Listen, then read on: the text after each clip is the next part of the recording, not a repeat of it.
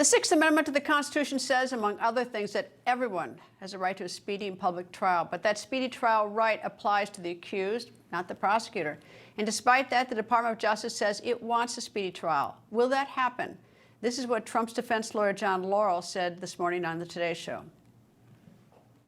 The prosecutor says, let's go to trial. I'm ready in 70 days. Fair enough, you're not ready in 70 days. How about 90? How about 6 months? How about before the election? How about he had 3.5 years? Why don't we make it equal, okay? Well, the bottom line is that they have 60 federal agents working on this, 60 lawyers, all kinds of government personnel, and we get this indictment and they want to go to trial in 90 days. Does that sound like justice to you? Former federal prosecutor and former assistant United States attorney for the Northern District of Georgia, Francey Hakes, joins me. And joining me, Gray Analytics Vice President, General Counsel, and former U.S. Attorney for the Northern District of Alabama, Jay Town, joins me. Jay, let me go first to you. This whole idea of speedy trial, the Constitution says you have a right to a speedy trial, and then there's this federal statute which says 70 days, and that was the reference of 70 days. Now, it is true that Jack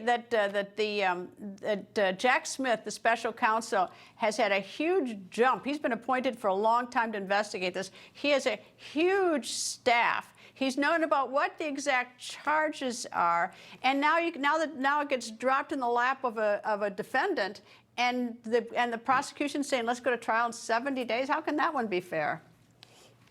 Well, the Speedy Trial Act applies to the government. It doesn't apply to a defendant, Greta, and good evening to you and to Francey as well. So the 70 days is from the moment of the arraignment. 70 days later, there has to be a trial or the Speedy Trial Act is violated. The government can't just say, well, we're not ready yet. But the defendant certainly can. And so this is not going to trial in 70 days. It might not go to trial in 2024, although it should. This is not a very complicated case. And so, but obviously the defense is going to start with at least delay, which is always a wise defense.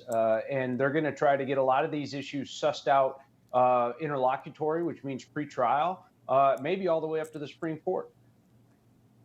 Yeah, Francey, if you were the judge on the case and you had the question coming to you in terms of setting a trial date, in light of that, this is not your ordinary defendant. This is someone who is running for president of the United States, who happens to have been president of the United States. And you had 77 million people in the country the last go-around who want him to be president. How would you set the trial date for this? What would be your considerations? And in light of the fact that we're going into this primary schedule, how would you look at this?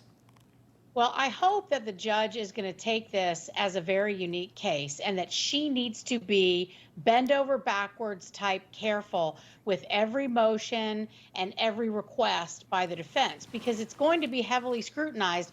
If President Trump were to get convicted after a jury trial, there's no question that it will be heavily scrutinized, the most scrutinized case in U.S. history, because it is the most unique case in United States history. And so she's going to be very conscious of that, even if she has a bias because she was appointed by President Obama. I'm not saying she does, but if she does, I suspect she's going to be very careful with everything she does. And I disagree with my friend Jay just a little bit, Greta.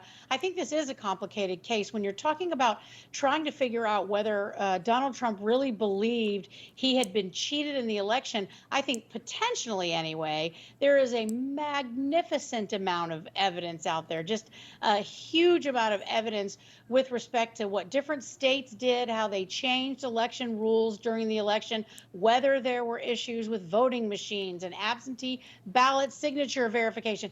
And all of those things are going to take time and money in order to suss out for the defense if the defense is, I didn't really think that I had lost. I really thought I won. And that'll be Trump's main defense. And so I think that's complicated.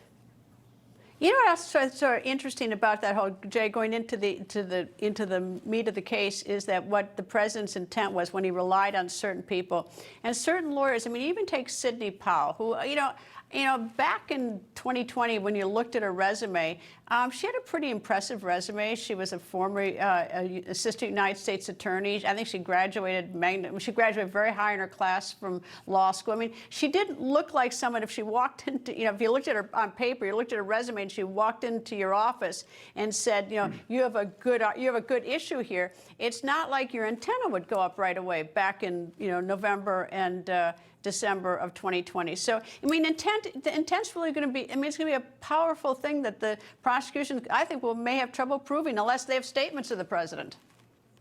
Yeah, there's 3 elements to every conspiracy, and all 4 of these counts are inchoate crimes. There's an attempt and 3 conspiracies. And the conspiracy has to have an illegal agreement, criminal intent, as you mentioned, and an overt act.